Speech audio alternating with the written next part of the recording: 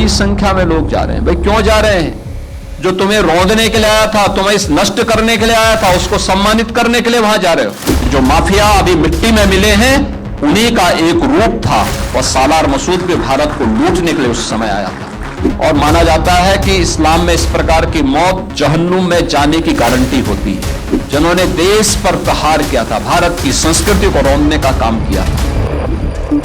मुझे याद है, मैं सांसद था गोरखपुर का।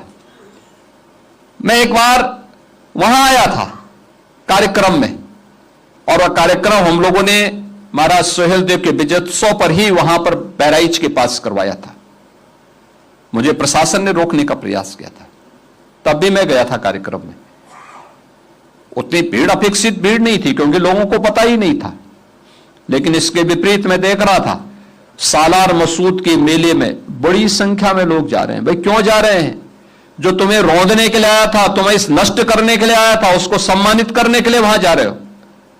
और आज मुझे अच्छा लगता है जब महाराज सोहेलदेव का भव्य स्मारक बहराइच के उस स्थान पर बना है, भीड़ अब ठीक उल्टा महाराज सोहेलदेव के स्मारक में जाती है। सालार मसूद की उसमें कोई झांकने भी नहीं जाता है।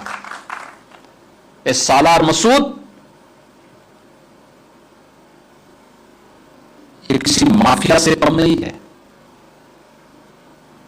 जो माफिया अभी मिट्टी में मिले हैं, उन्हीं का एक रूप था और सालार मसूद भी भारत को लूटने के लिए उस समय आया था।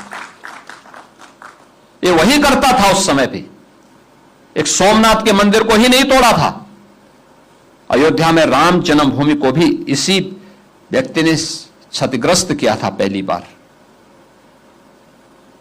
लगातार आया था, और महाराज सोहेलदेव ने उसको मारा ही नहीं, वह मौत मारा था जो इस्लाम में सबसे खराब मानी जाती है। आग में गरम लोहे के तवे को रख करके उसमें बांध करके जलाया था उसको। और माना जाता है कि इस्लाम में इस प्रकार की मौत जहन्नुम में जाने की गारंटी होती है, और जहन्नुम में भेजने की गारंटी महाराज सोहेलदेव ने सालार मसूद को दी थी। और जब तक अत्याचारी के साथ इस प्रकार का व्यवहार नहीं करेंगे, तब तक वह भारत की संस्कृति पर इसी प्रकार का वो प्रहार करता रहेगा, क्योंकि जब भी उसे अवसर प्राप्त होगा। और यह कार्य, लेकिन महाराज सोहेलदेव के नाम पर कोई नाट्य श्रृंखला नहीं, कोई भी नाटक नहीं, कोई भी संगीत नहीं। लोक गीतों में स्थानीय स्तर पर थोड़ा बहुत अवधी और भोजपुरी में सुनने को मिलते हैं, लेकिन बाकी नहीं होता है। हमें बनाना चाहिए उन पर भी। अवंती बाई पर, वीरांगना अवंती बाई पर, वीरांगना उदा देवी पर, वीरांगना झलकारी बाई पर, महाराज बिजली पासी पर कौन बनाएगा? और हमारी नाट्य अकादमियों का दायित्व बनता है कि हम इस पे लघु नाटक बनाएं, आधा घंटे का, 1 घंटे का, 2 घंटे का मंचन करें, बच्चों के सामने बताएं। तो हीरो के रूप में तब प्रस्तुत करेगा अपने नायकों को, तब नायक के रूप में उन्हें लोग मानेंगे।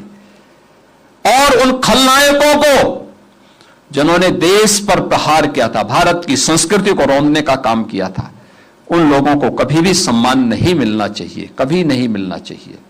उनको उसी रूप में हमें प्रस्तुत करना चाहिए जिस रूप में आनंद मठ ने उसको प्रस्तुत करने का एक साहसिक कदम उठाया है।